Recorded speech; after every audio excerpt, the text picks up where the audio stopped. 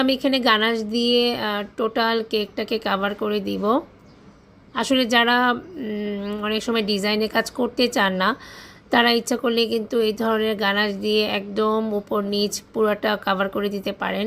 একদম ব্ল্যাক একটা শাইনিং আসবে, অসম্ভব সুন্দর লাগে। এখন আমি ক্রিমটাকে একটু লিকুইড ফর্ম করে পাইপিং ব্যাগটাকে একটু ছোট করে কেটে এরকম লাইন ক্রিয়েট করে একটা ডিজাইন করে নিয়েছি।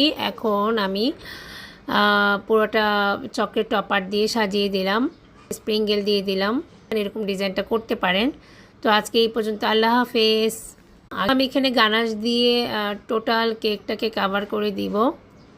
আসলে যারা অনেক সময় ডিজাইনে কাজ করতে চান না, তারা ইচ্ছা করলে কিন্তু এই ধরনের গানাশ দিয়ে একদম উপর নিচ পুরোটা কভার করে দিতে পারেন। একদম ব্ল্যাক একটা শাইনিং আসবে, অসম্ভব সুন্দর লাগে। এখন আমি ক্রিমটাকে একটু লিকুইড ফর্ম করে পাইপিং ব্যাগটাকে একটু ছোট করে কেটে এরকম লাইন ক্রিয়েট করে একটা ডিজাইন করে নিয়েছি। এখন আমি পুরোটা চকলেট টপার দিয়ে সাজিয়ে দিলাম, স্প্রিঙ্গেল দিয়ে দিলাম। এরকম ডিজাইনটা করতে পারেন। তো আজকে এই পর্যন্ত, আল্লাহ হাফেজ।